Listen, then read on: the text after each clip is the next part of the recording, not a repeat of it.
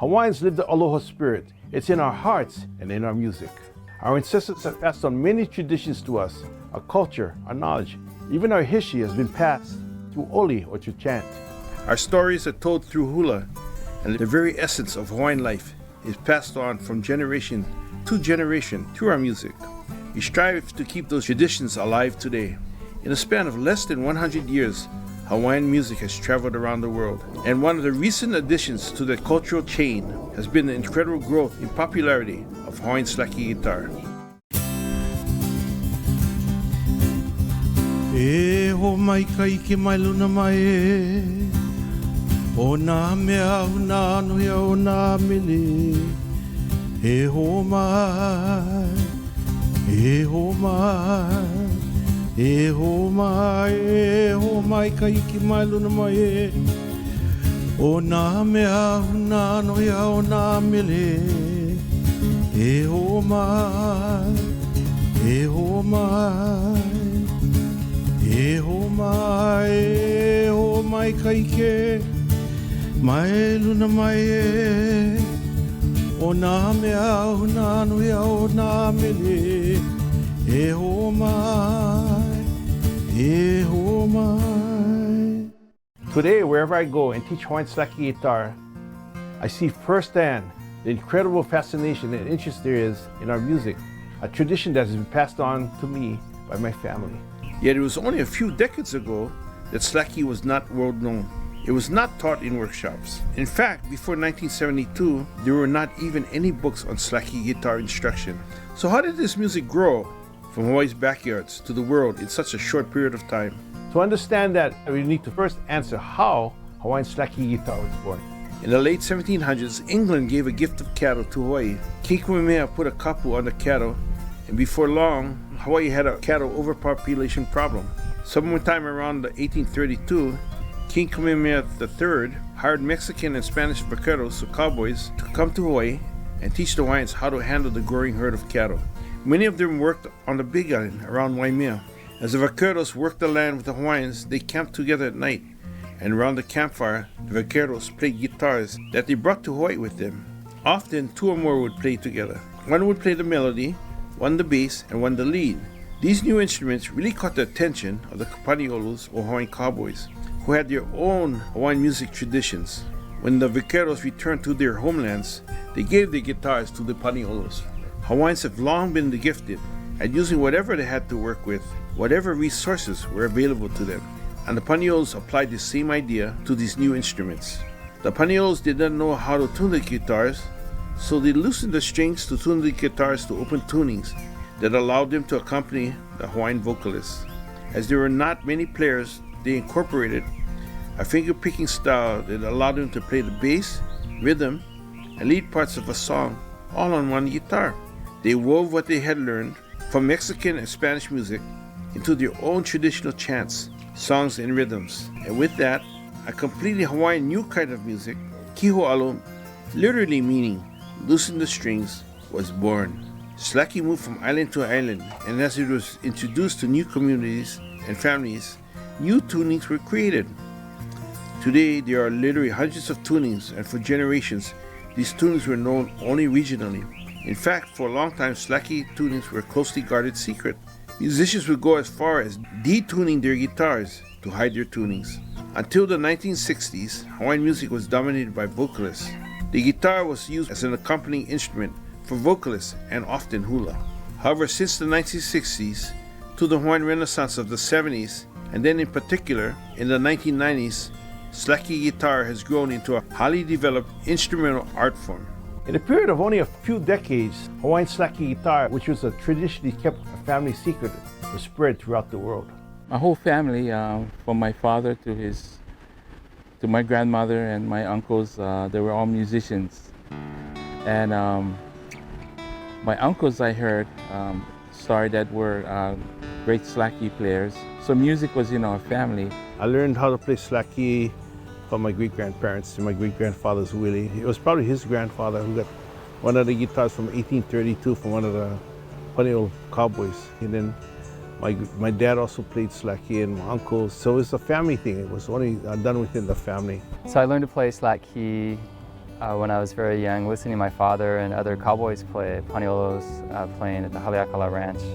And it was mainly just listening, hearing them sing songs. It's very inspiring, but not any guidance. My introduction to Slack Key was when my dad stuck a guitar in my lap, and so he began to teach me, I'll say, the old way.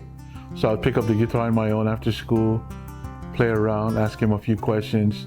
He'd teach me some new stuff. So that was kind of the way it went for the first 5 years of my playing. Mom's knowledge of Slack Key was something that that kind of took me by surprise because I just wanted to learn. When she would play the albums, it was the albums of Sonny Chillingworth and Leonard Kwan, Raymond Kane. But the great thing was she would explain the stories. I felt a calling to it. Slack Key was just calling. The love of Hawaiian music, it just had this unique sound, and I just knew I wanted to play. It wasn't so much, oh, I'm going to be a Slack Key player. It was not ever that. It evolved. Well, in the mid-'70s, I started getting interested in playing solo guitar. Around 74, 75, Susan Jennings gave me Kill the Beamer's first record, Hawaiian Slack Key in a real old style. About the same time, I got this Chet Atkins album called Alone. And the first song on the back that you see is Hawaiian Slack Key. I went, what's that? And I put it on, I went,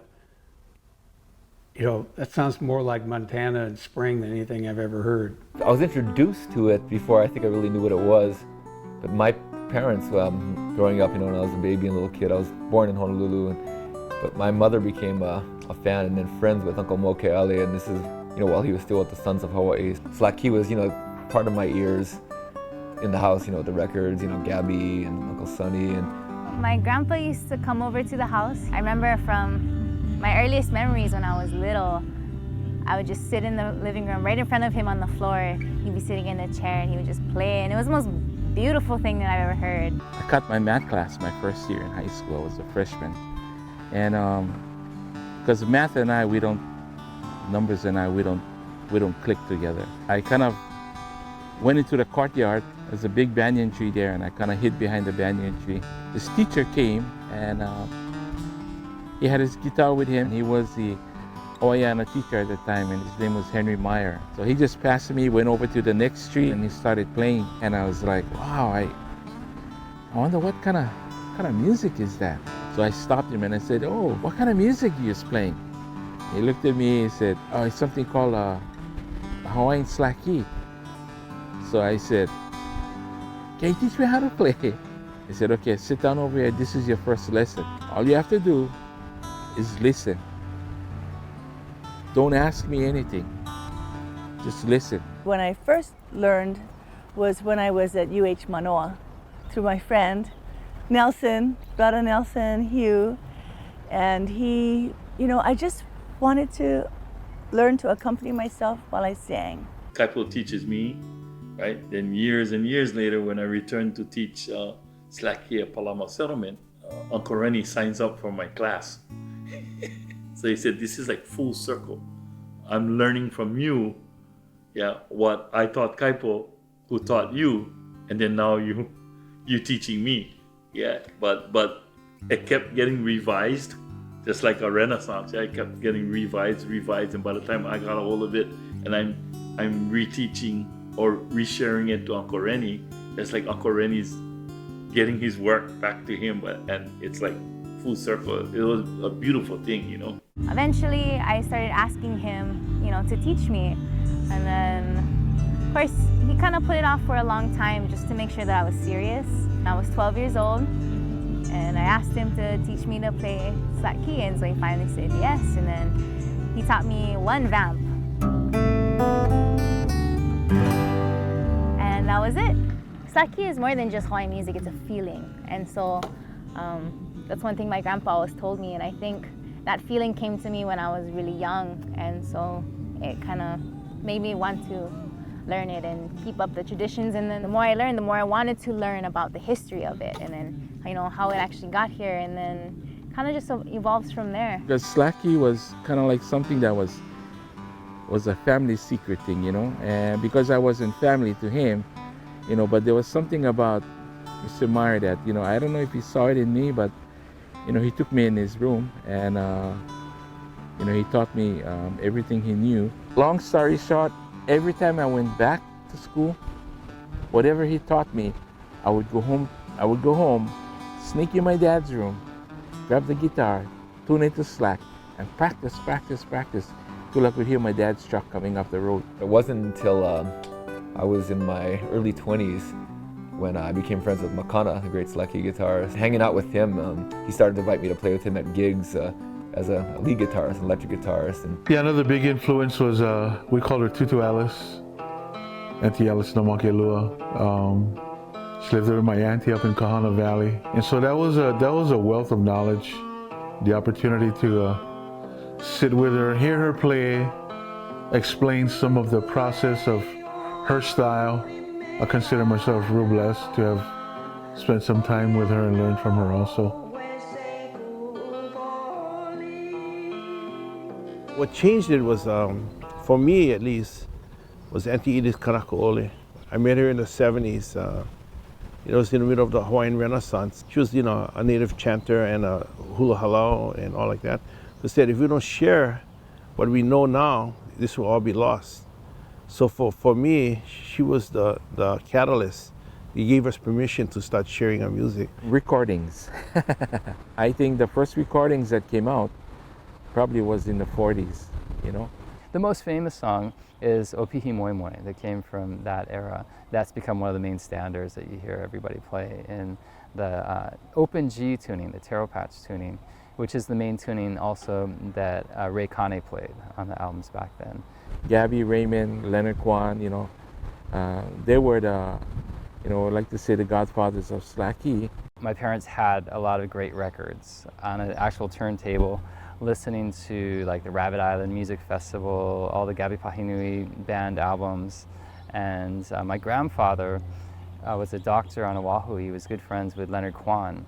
And so he gave me a couple of cassette tapes of the recordings that Leonard Kwan did back in the 60s, which I think are really definitive, important Slack Key recordings because they're all instrumental. They explored many different tunings. The same label did a recording that Ray Kane did as well. So I think those are the first two artists to record mainly instrumental albums, full instrumental albums of Slack Key. And I believe they were first recorded in the 60s. And so that's how I first listening to those recordings and hearing the live performances of the Cowboys play. It got me all inspired wanting to play, but then I didn't really have access to learning. No one was really teaching at all. Before the recordings, Slack Key was not exposed. So I would say because of the recordings, when they did on the 45s, and then in the 70s, you had the Sons of Hawaii through the Panini Productions that we got to hear more of the Slack Key and I was in Tower Records at Sunset Boulevard, and one day in the Hawaiian section, there's this big box, and it just reeked of folk music. I could just feel it. I said, I've got to get this. I don't, Sons of Hawaii, Eddie Kamai, Gabby Painui, Joe Marshall, David Feet Rogers, Mo Keala. I don't know them. And I put on the first song, it was No Ke Ano Ahi Ahi. And Gabby's playing C minor low and a 12-string tuned down to A, which is one of his signature sounds as far as the guitar goes. And I just said, this is a great track. I still play that song. I mean, it's on Panini Records. And they went on to produce the Gabby Band, great Gabby Band records, some Peter Moon Band records, some Sunday Manoa records. When I got listening to the Gabi Pahinui Band albums, I listened very closely, and I could tell there were many different guitar players playing. I didn't even know who was who. I had a feeling Gabi was playing the 12-string. Looking at the cover and the inside photos, there was definitely a 12-string that he was playing. And then just trying to hear, I could hear, okay, there's a nylon string guitar, and that tuning was different than the tuning that Atta Isaacs was using, which is a bright sound on a steel string, and Gabi had a 12-string, all these different sounds mixed together. And so it was really good for me just to learn that way without any explanation. The Sons of Hawaii, they played the traditional Hawaiian music with a little contemporary on the side, and so did Gabby. And I think that is what made the youths like me turned to the Hawaiian music because we like the sound, the way they arrange things. It was more pleasing to the ear, than those, that.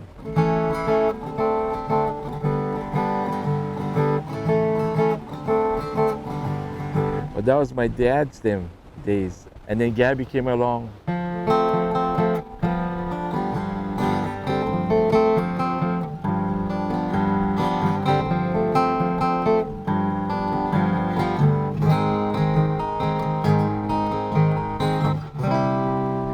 Now my dad then would never do that. The style I play now is really a culmination of what I think I could describe as all my heroes. My dad, Tutu Ellis, Gabby Pahinui, guys like Peter Moon, Leonard Kwan, Ray Kane. I was able to take all those phonograph records and stack them up and play them one at a time and try to mimic all the different styles of playing. And so I consider myself very fortunate to have been exposed to that and had some sort of resource to absorb and take it in, to practice and keep at it. Finally, when I was in high school, I was going to Baldwin High School in Wailuku on Maui. At the Bailey House Museum, there was a great old Slack Key player there, Uncle Sol. And so I found out that he was giving lessons and I started going to see him. And he just played, it was just through example. He just showed me a few tunings and we just jammed on playing songs, and I just fill in, playing, backing him up, playing. It was really the traditional style. That's how I first got into hearing that. But those recordings, for me, were the best source of learning because I developed an ear where I could just listen to things over and over again. I met George Winston when I was 17 years old, and his folks, his team, had said, hey, why don't you come to the studio and see how things are done? And it was George Kuo and Cyril that was recording, and I was very close with George Kuo.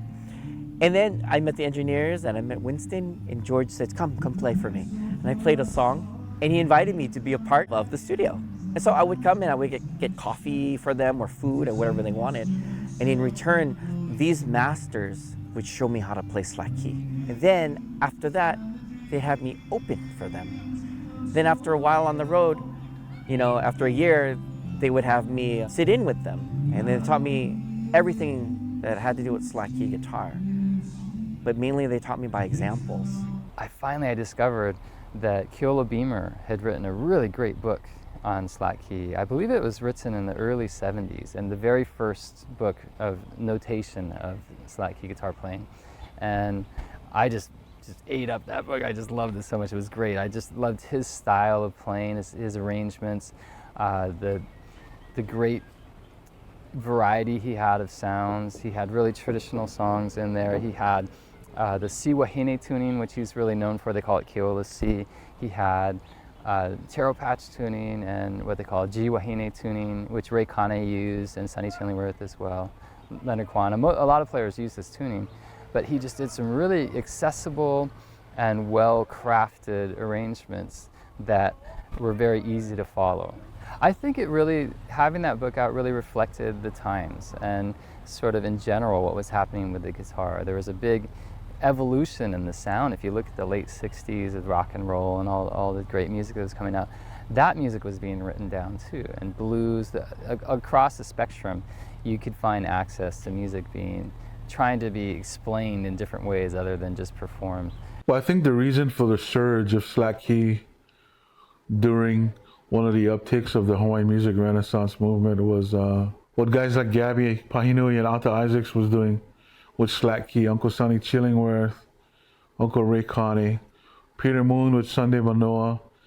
There was this all of a sudden something we thought we had to protect and maintain in a traditional form was all of a sudden being rocked and blown wide open. It sort of started to open up for both the listening audience and I think those performing, playing the old style, but somehow always incorporating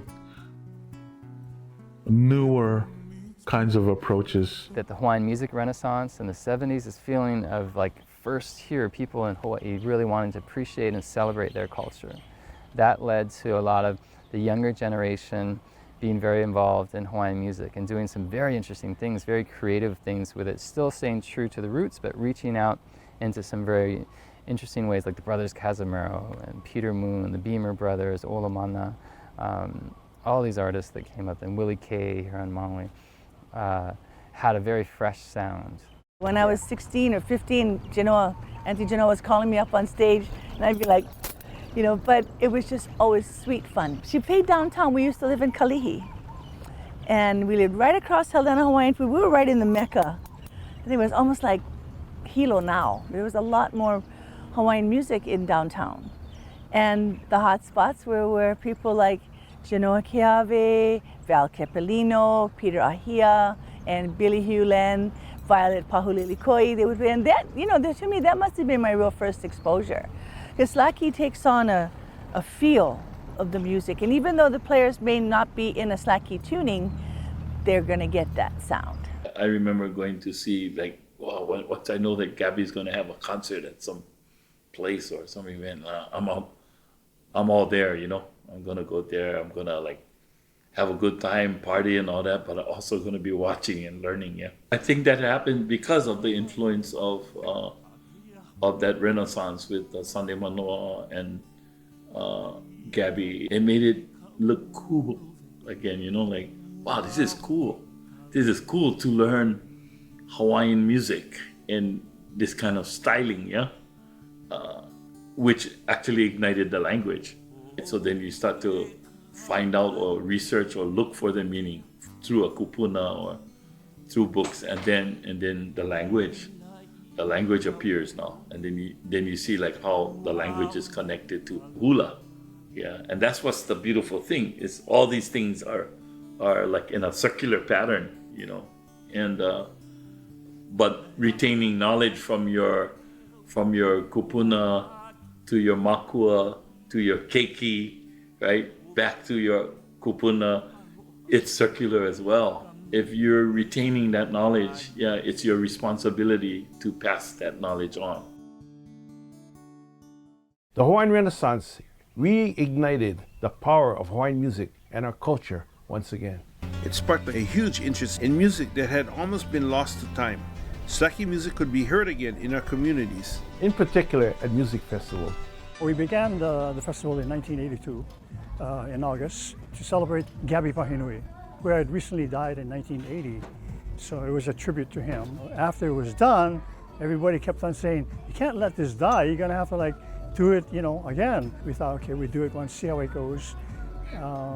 Second year became the 5th year, 5th year became the 10th year, 10th year became the 15th year, then 20 years, then 25, then 30, and then this year we celebrate 35 years of doing the festival. It sort of changed the way that the knowledge was passed on. Once it was exposed, yeah, and everyone appreciated how beautiful it was, it needed to be made into something that was more reachable and tangible for larger audiences, yeah. Just to watch, to enjoy, to listen, and then of course if you wanted to learn. Our commitment was to do it in Hawaii and make sure that it was a Hawaii thing before we try to embark on do annual things on the mainland.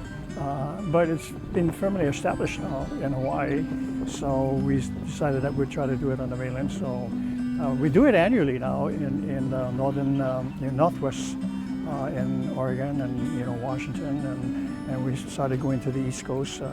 We do it in Virginia and New Jersey. Milton Lau did a great job on spreading out the Slack Key Festival, because there's more artists right now, younger artists that are coming up.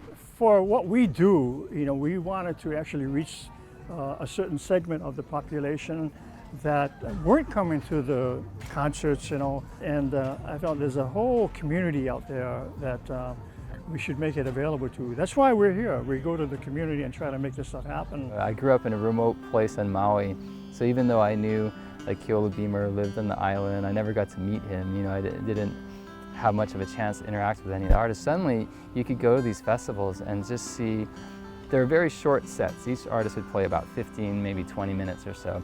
It would go on for hours, and I'd be there the whole time, just soaking it all up. And it suddenly made something for me personally that was so inaccessible. It was just right there. The festivals are important as a platform for the greater listening audience and fans to come and almost get a taste of who has been there, the musicians you appreciate that you can come and see, and also the new crop of young ones that come and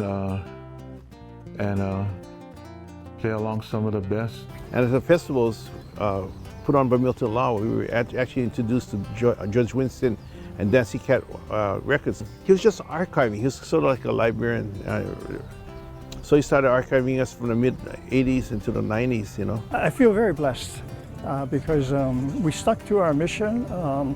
You know, we wanted to try to do this stuff and try to make it available to people. I think the biggest blessing for me is meeting thousands of people over the years and establishing relationships with all of the musicians over the years, you know, and helping young people to realize their dream of performing.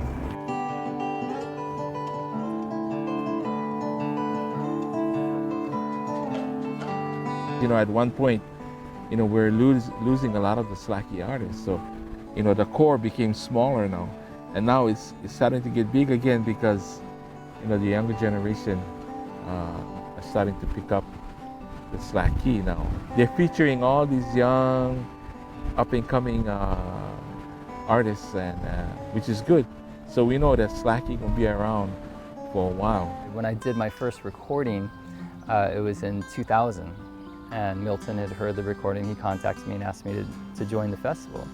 Big thrill for me to go out there, and suddenly, you know, I was right up there playing on the same stage that I had been watching all these great artists for so long. I think what the festivals do, Slack Key festivals, it's a sort of crafty, open environment that ends up being a platform for people who want to come and share their wares, you know. So when you look at the next crop of young budding Hawaiian musicians and how dedicated they are to their art form and their delivery, when they're included in these festivals, you got now the gamut of the old school guys, you know, from the Pahinui Ohana, Ledward, George Kuo, George Kahumoku, guys like myself, Makana, other musicians, and then this new crop of musicians like Danny Carvalho, Asia Gamble.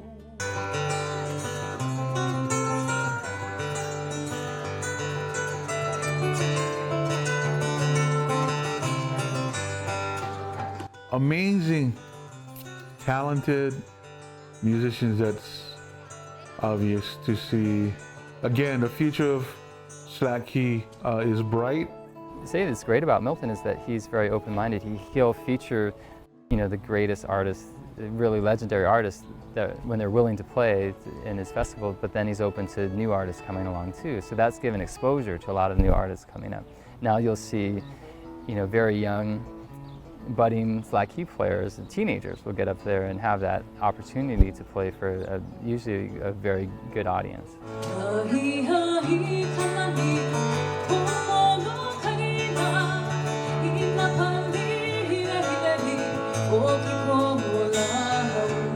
Starting out, the festivals was a way for me to learn on the fly, really. You're up there, you have 15 minutes to do your best, connect with the audience, say and do what you need to do, and get off.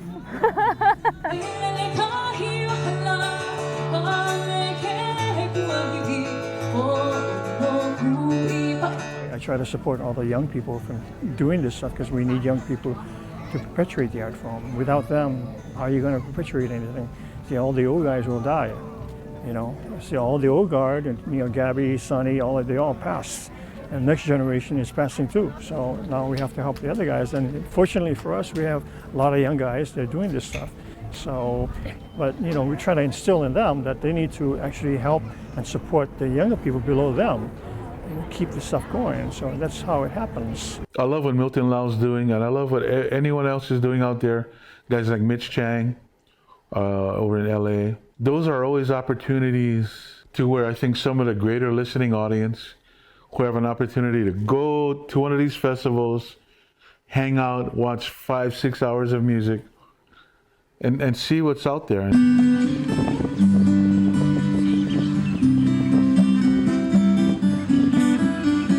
I think the only thing that fueled us was our passion and our friends and supporters. You know, we've survived 35 years, and I can't say enough about the communities that we work in and the support that comes from various places, radio stations, newspapers, hotels, the state of Hawaii, the counties.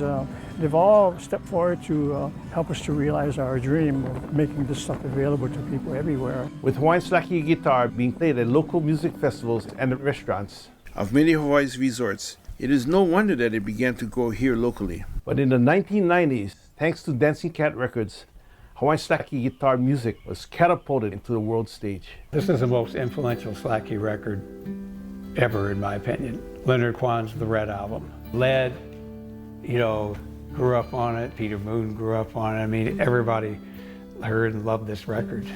And then I got all the records and said, well, there's got to be so much more. I thought it was going to be like, old blues, or there's hundreds and hundreds of 78s. No, there's only about 22. There's got to be more. Let's get more. And I really wanted to hear, like if somebody was playing on their porch, just by themselves, you could hear the guitar. So I asked, there were a lot of labels recording, ensembles, and that was really covered very well. And I said, I really want to document the solo format as much as possible. That's just who I am as a listener and a player, but I also felt it was a lot of the tradition, but it wasn't part of the tradition on stage or even on records. But it was, people heard their auntie or their grandfather playing just around the house. I said, well, I want that. 1982, I went to Hawaii to play. I'd recorded Winter into Spring by then. I met Keola Beamer. And so I got to the phone book and I called George Kuo, who I had his record. He gave me a call out of the blue. He said, oh, would you like to come to my concert? And I'm George Winston. I came to the concert. We talked afterwards and he invited me to, after the concert, to get together. And there was Keola Beamer at the concert. George told me how he just loves Hawaiian Slack Key guitar. Because I saw him play. During his piano set, he'll take a break and play harmonica, and then he also plays Slack Key guitar. I said, oh, he really loves that Slack guitar, and he was very good at it too.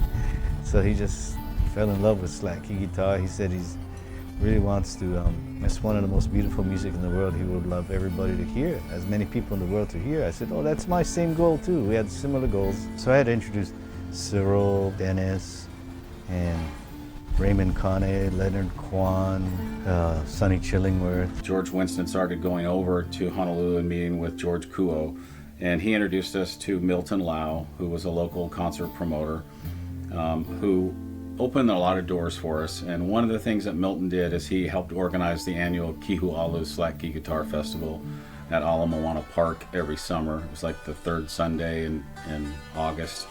And it was they recorded it for television, and it was a live broadcast on statewide radio. So we actually offered to Milton to our services, and Ben will help you, I'll help you, Howard and I will record it.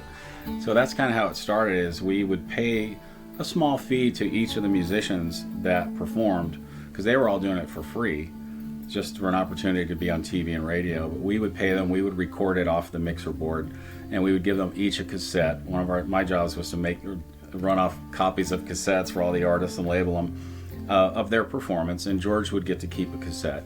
That way he could just learn their music. But it really was it was laying the groundwork for us to meet these musicians and their families, and in between sets and after the concert, and let's go have dinner, and are you guys coming back next year? And next thing you know, we were doing an annual festival on the Big Island in Hilo in July, and then we would do the one in Honolulu in August. And that really got people to start to trust us and understand who we were and what George was trying to accomplish. He started recording with Ben, and they went to Hawaii a couple times, and they took recording equipment In the early years, we would try and record them, do field recordings in the living room of their homes and set up digital portable equipment. And that was always a challenge because you'd get the rooster next door crowing or a gecko going, all right, cut, you know. The music was great and the recordings were good. It's just somehow the environments weren't right. So somewhere in the late 80s, George asked me if I would go over and help. And so I started calling around, found recording studios, and we found this recording studio called Sounds of Hawaii. So we set up some recording sessions, went over there, and the building had all this karma and history to it, and the walls were just thick with, you know, music. I mean, it's just like you could rub against the wall and you'd sing a song. It was called Audio Resource. I started Dancing Cat Records, and initially we recorded 7 albums. And then in 1985, finally started recording Ray Connie. He was in bad health at the time, so we've got to do the older players, you know, the ones that are having health problems first. And so we started with Ray Connie, Leonard Kwan, Sonny Chillingworth, and Caleb Beamer first. That was a different experience for these old-timer Slack Keys, guitar players, Raymond, Leonard, and Sonny. So that was really wonderful, you know, working as a liaison with them and George to get them to say, hey, this is what it's all about. This is what George is all about. He's really got a great heart for the whole thing and to just everything all for you guys, you know, and then they weren't used to that. They said, wow, national recording and national scene and national recognition. We were definitely on a mission. I don't know the moment I knew that. We recorded everything. We recorded entire repertoires from people. Like, if I went in to do, I knew about 80 tunings. He said, well, can you play this song in this tuning, that tuning? I do the same song, you know. It was unheard of because before we go to the recording studio, we just, you know, looking at the clock timing, we got 45 minutes to do our set and get the heck out of there. But with him, we'd go in for, you know, I'd go in for 6, 12 hours and just record. And it was like, he didn't really, you just kept the tape rolling. And can you try this? Can you try that? And he wasn't really interested in the singing as much as interested in instrumentation. And there would be a lot of sessions where I was touring and Howard would either go to Hawaii or a lot of the artists would come here, and I would call on the phone like every hour and just say what's going on, and get cassettes later, and, you know, write notes and make evaluations. I think that a lot of people didn't understand George in the beginning because I think people were very into the now and making a record. And George was historical. I mean, he was historical more than, because we recorded music with Hawaiian for a long time and never released a record. And with somebody like Sonny and Leonard and the older artists, he just wanted to get everything they recorded, you know, because he knew all the songs they recorded. And it wasn't like, oh yeah, give me something, you know, that I can put on a record that we can release. It was like, I want to record everything that you do. I was not only working on the recordings, I was absorbing. It's a source for me, you know, this great tradition, these great players. And so if I wasn't involved in those sessions, I would have asked, can I be there for all of them and just listen and take notes? And can I have a copy of the cassettes? It was like getting to work with Mississippi John Hurt or Blind Blake or Lonnie Johnson or Robert Johnson or Charlie Patton or Son House or Skip James or Blind Willie McTell. I mean, it was just like that. These albums just focused these great players just sitting down and just playing solo. And a lot of it was instrumental. Some of the albums had a lot of singing too. It really was eye-opening for me to hear the music very intimately and to hear this huge range of sound. Every artist had their own personality and style that was really demonstrated beautifully in the recordings. We couldn't do everybody at the same time, but George Go would say, you got to record Cyril, and especially he's got this detuning that's just wonderful. And then he said, you know, let's get Dennis Kamakahi recorded.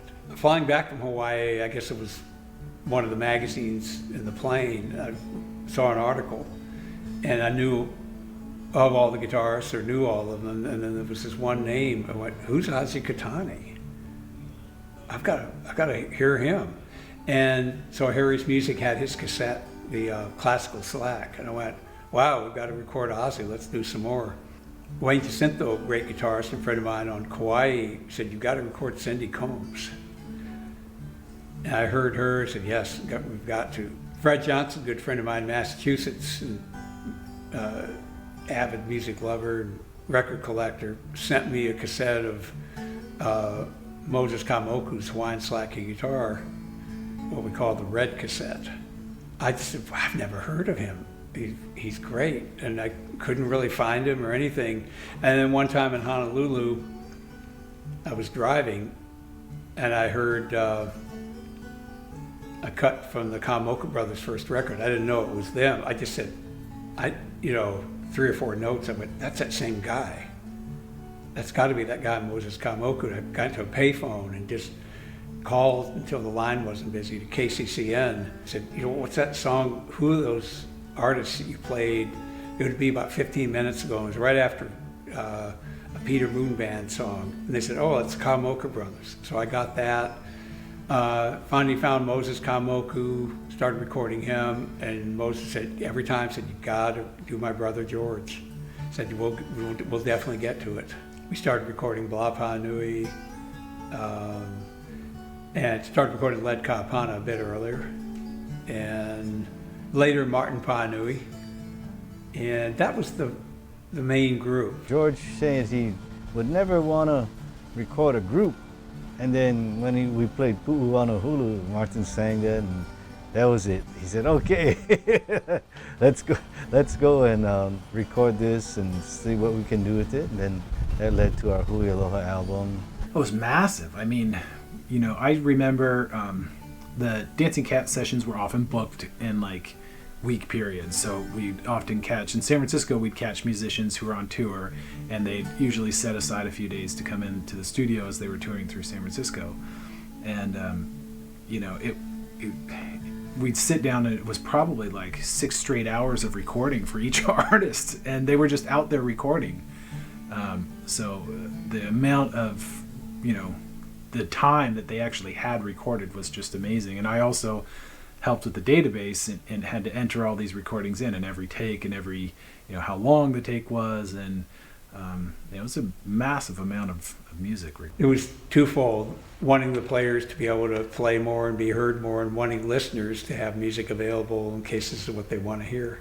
All the world's great guitar traditions, you could get flamenco records, Spanish flamenco records everywhere. You could get pre-war country blues records, reissues, in other countries everywhere. You could get the Brazilian bossa nova guitarists. And the slack key guitar tradition was the most hidden of the great guitar traditions. I said, let's try to help it be with those other traditions. So if somebody's interested in guitar, let's hear flamenco, let's hear a slack key guitarist, let's hear a blues guitarist.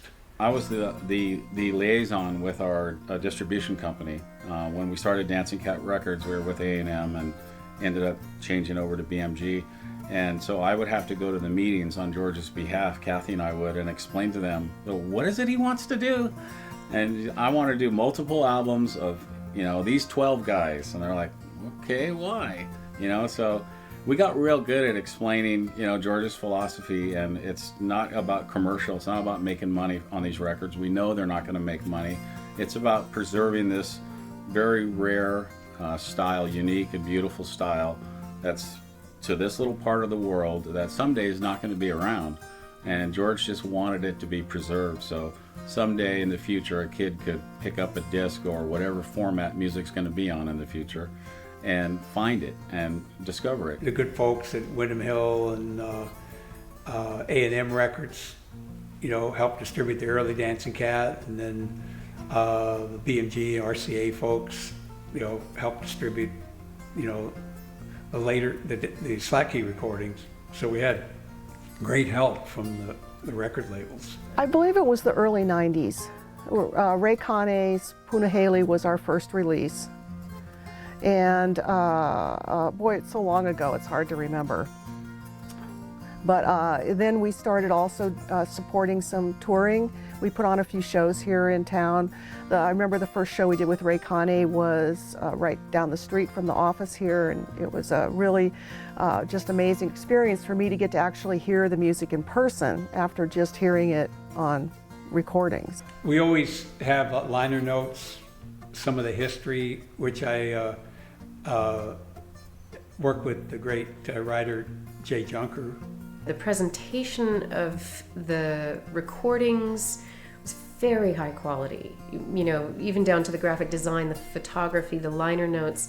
You know, those are things that are auxiliary to the music and also very important when it comes to presenting a musical style that's not known to the rest of the world as a world music and offering it in the context of all of these other legendary world musics. To me, it's all, my attention goes completely to the guitar. It doesn't go to the words, doesn't even go to the melody. So I ask each player, you know, can I put the tunings in? Because there's that old tradition, you'll hide the tunings. They're very clear with every song to tell you exactly what the tuning was, if it was in drop C tuning, capoed at the 5th fret, that detail, they tell you exactly what was going on. And so for me, listening to those recordings, it really brought me back home. It's hard enough to play a song, but if you know the tuning, you can at least put the energy into practicing instead of saying, what do I do? I don't want people to have to go through what I did on a lot of this information. I just want them to have the information. You have to understand, he was doing it to archive these artists. Okay, well, let's release some. I mean, come on now, in the 90s, in the late 90s, that was like groundbreaking. You have all these masters playing solo. Sonny Sillingworth, Raymond Connie, Leonard Kwan.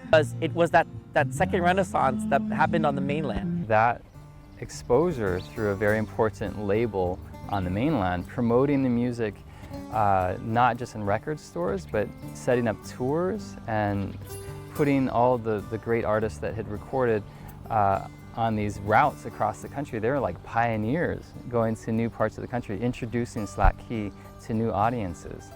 And so it just created this amazing exposure and appreciation for the music, well far beyond the shores of Hawaii. So now, all of a sudden, even though we played solo at home in our backyard or, you know, on the front porch as a soloist, now we're playing solo in front of, you know, huge crowds, you know, from Great American Hall in San Francisco all the way to Carnegie Hall. George Winston kind of opened up the floodgates to the world, and whereas, you know, it was only here in Hawaii that you would hear it. And then now, I mean, Slack Key is all over the world since Dancing Cat came along. Yeah. So you have to understand, a lot of them never played solo before. And I remember the stories that they would tell me, you know, it's like, well, yeah, we were a little nervous. Look at Cyril, who was used to playing in bands. But, so they had to develop that whole solo thing. And it was all during the Dancing Cat time. There was some annual events that we did. We did the regular ones in Hawaii, but we would do the Folk Life Festival in Seattle. And there was a Humphreys by the Bay in San Diego, places like that that took a risk on us. They knew who George Winston was. And the booking agent would say, well, if it's good enough for George, let's bring these Hawaiians in. I don't know what they do, but let's see.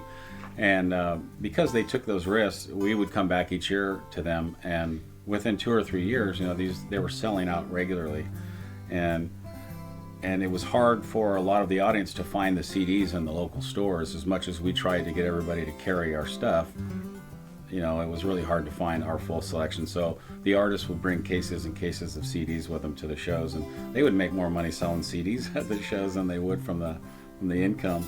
And I think all of that too, those people would take the CDs home, and the next time the guys came back, it was growing. It was a national exposure for Ledward Kaupana, Keola Beamer, and Raymond Kane too, you know, and he had to do that. And then today, and George Kahumoku, and today, you know, and Dennis, and today they just, you know, all over. They make quite a great, you know, career of touring, and they've probably it got started with Dancing Cat Records, I would say, and then on their own, what they've done is just, you know, quite remarkable. Seattle, Portland, San Francisco, Long Beach, LA, San Diego. The West Coast was easy because there was a lot of transplanted Hawaiians and canoe clubs, hula halaus, ukulele groups. We'd go to music stores, try and play that angle. These are great guitarists, and do you have a mailing list, or can we put posters up at your music store, and help us get the word out? But it wasn't that hard. Also, setting up interviews, radio and TV and print interviews, it was just like, it was easy. Because they're like, oh, we're Hawaiians? Oh, that sounds great. In Minnesota? Come on by. They would say, well, what are we going to do? It's like, maybe you go up 20 minutes, I go up 20 minutes, intermission, George go up 20 minutes, and then maybe we play together? I mean, think about it. Sons of Hawaii, Dennis Kamagai, Sir Painui, Peter Moon Band, his own bands, Kahumoku with his brother, and now bam, solo artists. And that's how they developed that style. And they said to tell the stories. They said, oh, maybe we'll tell a couple stories. Those types of stories are irreplaceable. When you take somebody like Ray Kane or Ledward Ka'apana to a radio station on the mainland or a TV show, in Kentucky, they're just instant celebrities and everybody falls in love with them. It was the easiest job. You just let them speak. And you'd go to the airport and Ledward would get you upgraded on the flight just because he was a laughing, giggling, fun Hawaiian. It was the greatest experience to be with those guys. Ledward was a great big influence because we toured. And he was so funny. He would play something that he knew I knew, and then he'd throw in something and look at me like, did you catch that? And you know how he gets that little chuckle and he makes everybody laugh? That's him. Toured with George, Keoki Kahumoku, and George Kahumoku, Keoki Kahumoku, and Daniel Ho. So I was the first woman to go on a Slack Key tour. And then I think it was 2 or 3 years later, we did a Wahine Slack Key tour. Now that was really an experience because people didn't really know that women play Slack Key. I don't know why this is so gender specific, because it isn't about that, it's about the music. I think when people see wahine or female playing Slack Key, first they're surprised because it's not something that you see normally. Yeah, it's not to say that women never did play. You have Haunania Poliona. Even before that, you have Auntie Alice Namakilua. You have all these prominent, wahine kiho'alu players. Nowadays, I just don't think it's as popular. Alice Namakilua with the Slack Key, her style is very simple, beautiful. And believe me, it is difficult to play, or I should say, it's challenging to play that simple and that clean and have it all, that is challenging too. Every style has that moment. And so probably that set the tone for people's expectations.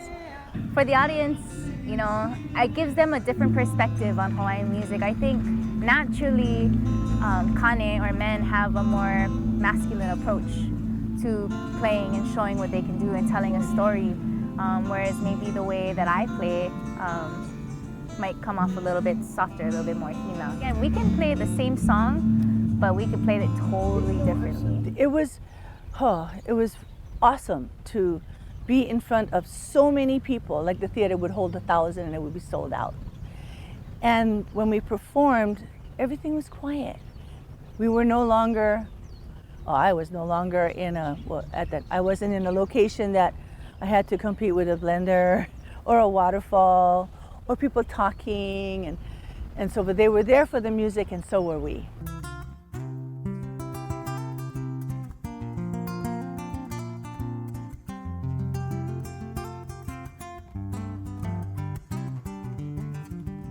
Now when we go on these tours to the West Coast, Midwest, far back as the East Coast, there's some familiar faces that so amazing. You'd be somewhere playing and you see a familiar face in the crowd and they decided to come see you. And at the same time, when we come and do these shows with Uncle George in Maui, those who have either transplanted or live in different parts of the US, they end up being regular friends who come, they book their trip, they include it in their itinerary, and it's really amazing. And again, for me, it's fulfilling knowing that they seek you out. They seek you out when you're on the road and in their vicinity of where they live. But when they come to Hawaii, they seek us out. Slack Key wouldn't be here if it weren't for Dancing Cat. Dancing Cat was a part of, I say that the second Renaissance, and it was folks like Dancing Cat that helped bring back Slack Key or bring it to the mainstream. While I was there, we did 32 CD releases in the Slack Key series alone. And so I was there for 18 years with George, and that was the main focus. The last 10 years I was there, I was doing the Slack Key. So many people were appreciative that George was doing this. You know, that the music would be preserved for the younger generation, that a lot of the older players were worried that the younger ones weren't interested anymore, that it was going to just kind of die out. And you know, through George, you know, giving these artists a chance to tour and to record, and it got the younger people more interested. It's music that people will look back to, you know? People are not going to be inclined to be scouring the internet in 100 years' time and reading newspaper articles. I'm sorry, that's just not the way it is. But music endures. And so if the stories of our experiences and you know, historical shifts, if that's captured in music and passed on and future generations can learn from it, all the better. It's imperative. I hope people hear the moment. I sometimes feel you can hear what people are thinking when they're playing the songs. So I hope that 100 years from now, people will listen to this and understand that this was not music that was played to make a dollar. I mean, not that people didn't want to make a dollar from it, but it wasn't like pop music today. So I hope that they can feel the moment, the time, and how they were when the recordings, and feeling the individualness of the songs, which I hope that's what they feel. One of my ideas was to just have these recordings laying around, and we got them to a lot of libraries, so people can just run into. We've all run into things at libraries, and so I'm so glad somebody put this here. One of them just laying on tables for kids to pick up and play. You just have them around. Have them existing. If you can make something exist, they will be found and used. It may be 100 years. You know, it may be 1 year, but it needs to exist in a form and not just be a historical myth or rumor. Fred Punahoa, Led Kapana's uncle, recorded in a garage with George Kuo's band backing him up. A lot of the history of Hawaii is on reel-to-reel tapes in basements. It's so hard for me to believe that the music of my childhood, the music of my kupuna and my 26 cousins growing up in South Kona, Kelia, was the music that took me around the world. The interest in how we play and our tunings is great, but what is really amazing is the interest in our Hawaiian culture that comes from the music. Many wanted to learn how to play, so we began to teach Slack Key guitar when we toured. And we began to hold workshops to teach Slack Key guitar here at home, which has led to a whole new generation of Slack Key players. We live aloha. I mean, you know, we're not taught aloha. You know, we live it every day. So, so what do? We teach them. You know, and so these workshops they have today, I think it's good. The workshops is where the barrier was lifted up. I think when they lifted that barrier, Slack Key just kind of like took off. You know, George Winston opened the gates, but then the workshops let that water just flow through. And this started actually from the 80s, mid 80s, was that Shed Atkins had taken a liking to Slack Key music. And so he invited Ciro Pahinui to come. Then Ciro invited me and Dennis. So we were actually teaching in Knoxville, Tennessee. And at the time, everyone was playing different tunings. You know, Dennis was mostly playing G, and he'd do Ciro's, Gabby's C tuning. So it was very limited. But the thing is, there was a lot of interest, a lot of from the blues players, especially the country western guys. And the tunings were similar to the steel guitarists as well. I think that a lot of things sort of evolve together. So the artists started recording solo albums through Dancing Cat, and they started touring on the mainland. They started developing an audience over there. Guitar players started hearing this music and just fell in love with it because it's just so gorgeous. It's such an amazing sound.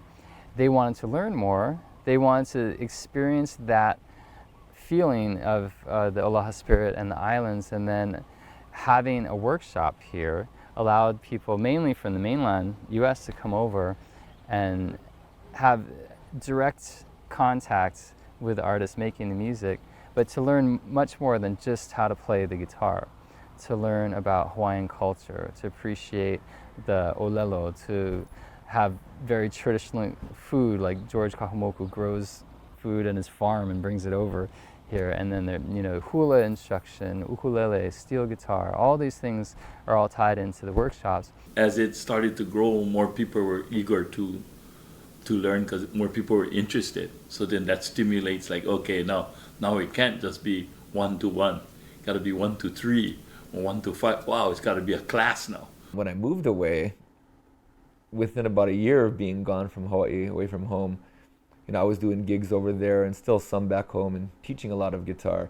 And there was one weekend I was feeling particularly homesick, wanting to be back home. And I was in a music store buying guitar strings, and I saw a poster on the wall advertising a Slack Key workshop in Redwood City, California, in the South Bay. And the teachers were Dennis Kamakahi, Cyril Pahinui. So I said, man, you know what? I'm signing up for this. And so I did, and I called the phone number on the poster, and it was Patrick Landeza who answered. And he was the one organizing. He was also an instructor so I signed up and took, beginning Slack Key, Patrick, Uncle Dennis, Uncle Cyril, and kind of never looked back.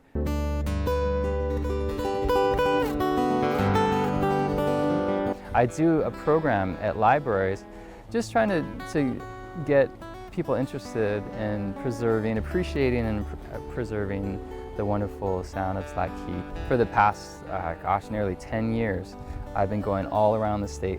I think I've been to every single library possible, from Molokai to Lanai to every corner of the Big Island and Kauai, Oahu, from the biggest, main public library in downtown right by Iolani Palace to the smallest little tiny old classic place in Honoka'a on the Big Island.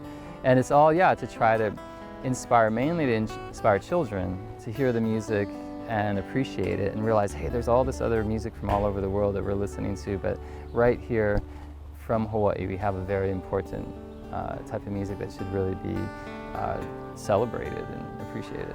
Slack Key, it was at one point, how Pekelo would say, it was a dying art. At one point, Slack Key was a dying art. And then today, it's being revised again through all of the different Slack Key artists, The music took us back into the past. Okay, so we're listening to Leonard Kwan's Opihi Moi Moi. Now, Leonard Kapana does his own version of that. And I do my own version of that. And then recently I just heard Peter D'Aquino do his own version of that. So it's actually moving. It's like going backwards to get the foundation, but it's still growing. You see what I mean? We're in the present now, so it gives artists permission to actually, create music of today.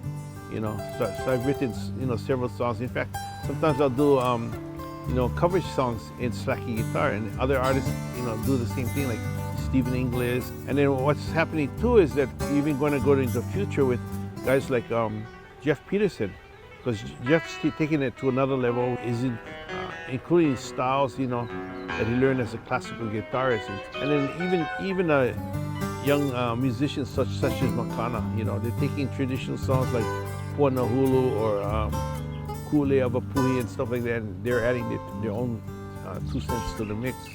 Looking at it from that point of view, I feel really happy, that Slack Key is alive and well. It's a survival technique, right? Yeah, if I don't pass it on, it's not going to carry on. You're going to know how to go about doing it without without being enslaved by tradition, but also be inspired by tradition, I think the thing that's changed is that when you realize that something is so important as a cultural treasure is starting to decline or die, you realize that it's more important to keep it alive than it is to keep it a secret. The pool of players and people having it passed down was getting smaller and smaller. And so I think with Dancing Cat and with the uncles that were still around, the ones that are still around today, when they started really touring and Slack Key started to become a worldwide and national art, nationally recognized art form, then the demand for people really wanting to learn just bloomed. And so, I mean, the guys like in my age, like, Patrick or myself, wouldn't be able to do the things that we do, the kind of touring, if it wasn't for the uncles paving the way back then.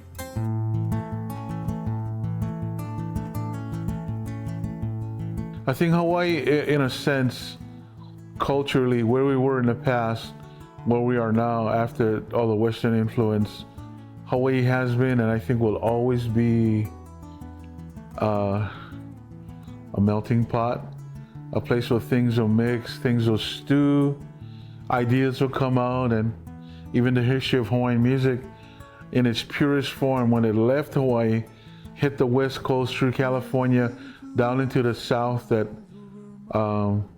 absolutely affected, the finger-picking musicians, bluegrass, country western.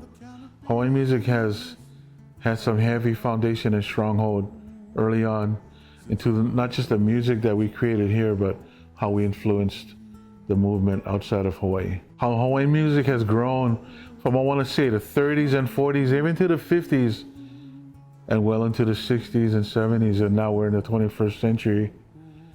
We, guys like myself, are still able to maintain and incorporate some of the old sound, style, approach, application, and still sort of mix it up with sort of a fusion of old and new. The main thing I try to do, and I always say this, is ponoa ke kuleana e ho'omau ka olelo Hawaii, hana ia I nā hakumele. So it's my responsibility to perpetuate the Hawaiian culture, the Hawaiian language, and I do that through writing music. It comes back to that saying, what's popular isn't always right, and what's right isn't always popular. And further along those lines, what's important is the culture. And for me, being able to perpetuate my culture through music, through olelo, through kiho'alu itself, that's what I try to do.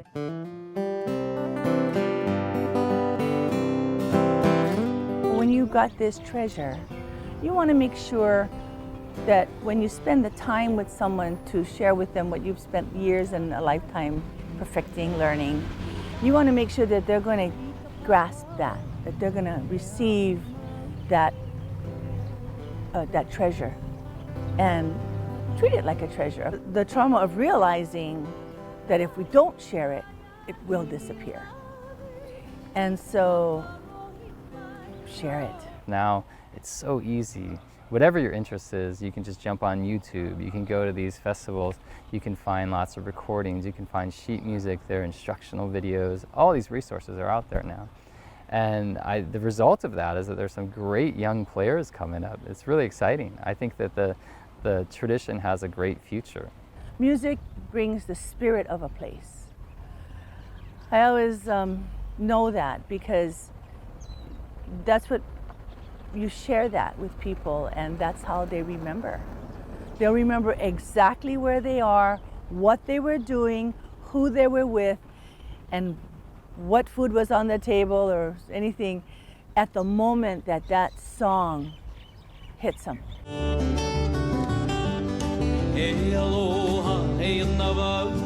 It's about learning your craft. It's about finding a master or finding a mentor. Mainly it's about returning to that old style of Slack Key. I mean, there's nothing wrong with playing your own style, but all of us Slack Key guys, on a flip, drop of a dime, can just go right into Solomila or something really gentle and just backyard. How do we make the aunties and uncles cry? You play these old songs that remind them of how it used to be, and that returns us back. As a farmer, with every new moon, we always plant new seeds. As a Hawaiian musician, when we tour and when we teach, we also plant seeds. The result is a crop of next generation Slack Key guitar players carrying the old songs forward while adding new music as well. Secure in the knowledge that the next generation will carry Slack Key guitar to new and exciting places. We continue to tell the stories, so the stories live on. As we bring our kupuna to life through our old songs, whether it's through new interpretations or traditional ways, what is most important is that we play the music.